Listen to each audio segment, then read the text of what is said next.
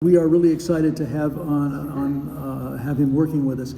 He's a powerhouse Hollywood producer who has done close to 40 pictures. You may not know his name. His name is Ted Field. But some of the movies of his you have enjoyed are, let's see, Three Men and a Baby to The Last Samurai, or how about the Vin Diesel Riddick trilogy, or how about that little trilogy that bears the name of Jumanji. You know? And Ted has come to us with a pathway that he feels is going to allow us to make V the movie the way that we want to get it made, and then roll into the sequels. And I know one question will be, will you ever use any of the people like Mark again? Well, Mark would appear, of course, in the sequels because he has to play Mike Donovan 20 years later.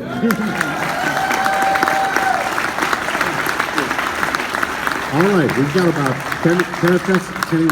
10 minutes to go, so we want to get to some Q&A here, Perfect. right? Anybody got questions? No, nobody has any questions. There's a microphone right over there. And while you guys line up, I want to make something clear, because if there's any bloggers in the audience who want to try to build up a story, I want to make sure you guys understand we're here promoting the Blu-ray, and we're here to say thank you to Ken. The movie's Ken's deal. Right. Sounds like he doesn't want to take any responsibility for it. While people are getting set up and going to the microphone and so forth, I don't want to take too long, but seeing some of this footage for the first time in a long time, I'm reminded, I'm thrilled that we've got the effects now, that we can make the hangars as big as they are. But boy, what a thrill to be standing on that soundstage with those practical sets. That really made you feel that you were right out there in the middle of everything. So that's a great thing too. Lovely looking back. Yeah. Watching the clips, I actually really love the practical effects so much. And well, yeah, when Jane swallowed the thing, we had to do it for real. Yeah. I mean, at the production meeting, my special, we got to the production meeting, going through and looking at the problems, and we get to the woman's jaw opens larger than life, and she swallows, and we see it going down her throat. And Tom Reba, my special effects guy, said, how are we going to do that, Kenny? And I said, beats the shit out of me, Tom. Get a very flexible guinea pig. That's right. Question. All right, so for the 5 best questions, we have the Blu-ray cover autographed by the two gentlemen on stage. State your name, state your question. Hi, my name's Nicholas. I just want to thank you, Warners, for doing this great archive stuff. Hope we get a Beastmaster 2 Blu-ray soon, Mark. Ken, 2006, I talked to you at Incredible Hulk panel. Oh, right. Yep. I remember you. Thank you for the Bionic Woman DVDs. I'm just here to say thanks for being such a prolific writer, director, everything producer. You are too missed, and hope to see your name again soon. So thank you. Thank you very, very much. Let me do a quick revision. We know you guys appreciate. You don't need to say thank you. You don't need to compliment. Just get to the question so everyone gets their opportunity. Okay? Go. Hello, this question is from Mark Singer. When they brought you back for the reboot, and then they canceled the series, I was just curious, did they tell you what the direction was for your character and where they were going to go before they killed the show? I'm not hearing it. Oh, for the reboot of Give you an idea of where your character was going in the show? Yeah, when they brought you back before they canceled it. On the NBC reboot. On the NBC reboot. On the NBC reboot of V, my character was going in the dumpster, I think. They brought me on for the last episode, and by then I think the decision had been made to pull the plug, so there wasn't much to it. I do know. I'll tell you one thing though. Another thing I should say on behalf of Ken Johnson. I always wanted a screen name, like John Wayne or something like that. Everybody had a screen name, and if I had to choose a screen name, it would be Mike Donovan. Great name. It's not too late. What's up? Hey, Mr. Johnson, thank you so much for being here. When I first saw this, I was awestruck, but upon repeated viewings, it's always the real-world conflict. It just feels so real. It's like a drama that just has sci-fi trappings, but I just finished an audiobook about Dietrich Bonhoeffer, who was part of the resistance in Germany, and I was wondering if you had a specific tale of that fueled your writing for the resistance in the series. Well, the whole idea of the real people. I went to Auschwitz, as a matter of fact, and did Warsaw, and did a lot of research, and before, during, and after V, as a matter of fact. And I met so many people. And you know what I saw in all of the survivors that I met? who had been in the camps and been in the resistance inside the camps and fought back inside the camps. They had this fire in their eyes, and you just could see this person was a survivor. And that was, it was really amazing to see that. Good question. Thank What you. was your name? Steve. Steve, great. This is Darren. Good morning. Question for Warner. Tell us about your selection process for finding a property that you would like to zhuzh up, and then what is it like to get the phone call that you are a property that is going to get this kind of amazing treatment? This is going to sound self-serving, but it's actually time-saving. We do a podcast. It's easy to find, Warner Archive Collection Podcast, and we go into this in detail regularly, although sometimes we say it's a blind monkey throwing darts at a wall. But I was thrilled and delighted when I heard it was going to Blu-ray. I had been chasing them to do a DVD in the late 90s, and finally in 2001 somebody called and said, hey, we think it would be a great idea if we did V. And I went, oh, right. Yeah, these guys, in this case, came to me and they were ready to rock, and they did a tremendous job. It's just really an amazing piece of work. Thanks. Thanks. Thank you. You guys have been an inspiration to me since I was a child. I even cosplayed as V in elementary school, and I work in the film industry because of this show. I have always wondered what will happen to some of the other cast members. Are there going to be other actors from the original series that'll make an appearance? And will also you be doing any practical effects in this? Any Practical effects, models, things like that. I don't know yet about the miniatures. Probably more. It'll be more CGI than ever because it's just so much easier to do, and you get much more flexibility. The casting is something that is very tricky because we obviously love the people that we worked with before. They have to be the appropriate age that works, and so once we get down into doing the pictures, we're certainly going to try to bring. I like, whenever I'm doing a project, the first thing I do is I look to my friends. Who do I really want to work with again? And incidentally, that's part of the reason my stuff has ended up looking so good over the years is because I've been surrounded by some of the most talented people you can imagine. But thanks. Thank you so much. By the way, my name is Eric. Hi, my name's Nanette, and I'm a sci-fi nerd. I'm such a fan of movies and TV shows with aliens in it. My favorite Twilight Zone episode was To Serve Man. And so when I saw V is for Victory, I was hooked, line and sinker. Boy, just loved your show. I just wondered what sci-fi influences or favorite movies or TV shows you had when you were growing up.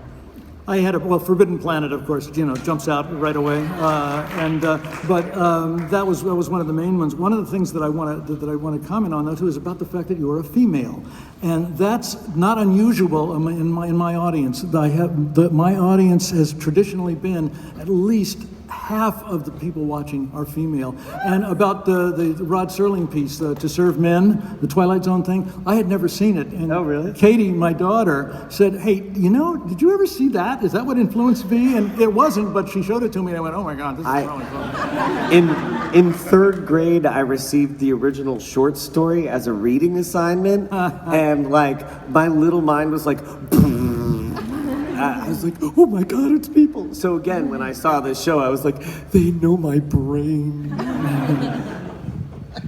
Yep, thank you. Thank you, Annette. Hello.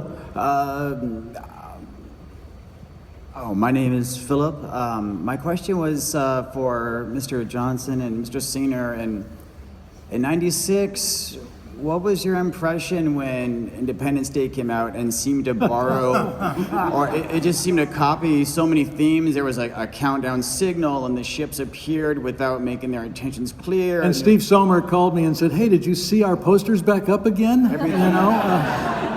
I'll tell you the story of that. Susie and I were at an awards ceremony, I think for the Saturns or something, and afterwards we were walking out into the parking lot, and these two guys came running up behind us. And they said, hi, Kenny, we just always wanted to say hello. I'm Dean Deverland, and this is Roland Emmerich. And I said, wow. And they said, yeah. And we just wanted you to know, I swear to God, this is a quote, we've been ripping you off for years. and it's truly, I said, yeah, that's really cool. Where's my cut of the 400 million, guys? but Susie can verify that really did happen. And so it was flattering, but at the same time, it was a bit frustrating because, anyway, moving on. That's why we're going to do what we're going to do. But thanks. Thank you for your time. You bet. Thanks for coming. Short. Hello, my name is Larry. I have a question for Mr. Johnson. When you were talking earlier about the advertising on the billboards and things, and I never saw any of those, but I did see the 10 or 15 second clip on the TV. And all it shows was the UN building with the shuttle coming in, and all it says is V, 5 days. Yeah, Steve and I, 3 days. yes, Steve Sommer and I decided we would do a countdown. It was like a 21-day countdown until they arrived. But one of the things Steve had discovered in the testing of the piece was that audiences were a little disappointed when they saw they looked like us. So we decided not to show any of what the visitors themselves looked like until on the day. It was that minimalism of advertising, which is what made me want to see the show. Oh, that's cool. Good thing to know. Thank you. Your name? Hi, my name is Sarah, and my question is actually for Mark. Mark, I wanted to find out what your favorite memory was from filming the series. Well, there's so many. Carrying Hanani over to you, maybe. Do what? Carrying Hanani across the river. It might have been. There are so many. I'll tell you another story about Kenny. I will. He reminds me of this, but it was one that I was inclined toward myself. When those helicopters were flying overhead, spraying us with hot bullet shells while the cars were going around in the opposite direction, and Kenny was yelling action, at one point or another, I looked up, and Kenny was carrying my wife in his arms across a river so she wouldn't get her feet wet. That's how much energy he put into the making of this. There was only one day that I ever saw him like that, and I said, "What happened?" He said, "I got hungry. I had a candy bar, and it just drained me." And then that was the only time. Other than that, it looked like we had all the time in the world. It felt like we had all the time in the world, but that's because he was running 100 miles an hour all day, every day. And because my cast was prepared and ready and on the money every single moment they were there. They were brilliant. You know, the thing that you asked me what my favorite moment was, I really do have to say the entire thing, because there never was a shot that you were in. There wasn't a scene that you were in. There wasn't a line that you said. There wasn't a moment that you participated in that didn't make it feel like, this is what I got into acting for. This is why I came to Hollywood. This is what it should be like all day, every day. That's it. Thank you. Your name? Hi, my name is Dan.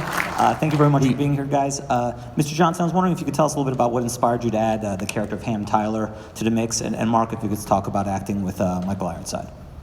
Well, I was not involved with the casting of the sequel. I was not involved with the sequel at all after we wrote the original script, as probably many of you know. I will tell you something that maybe you don't know, which is that Ham Tyler was created to be in a wheelchair. Wow. And confined to the wheelchair. And I wanted that because I wanted Mark to be the only big one stand-up action guy. But when Michael Ironside was cast, he went to the producers and said, "My name is Ironside. I can't play a character in a wheelchair."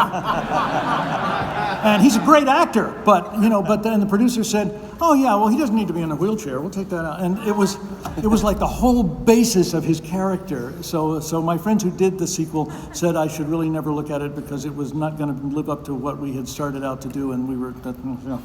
The sequel was not as easy to participate in as when the auteur was at the helm. Please.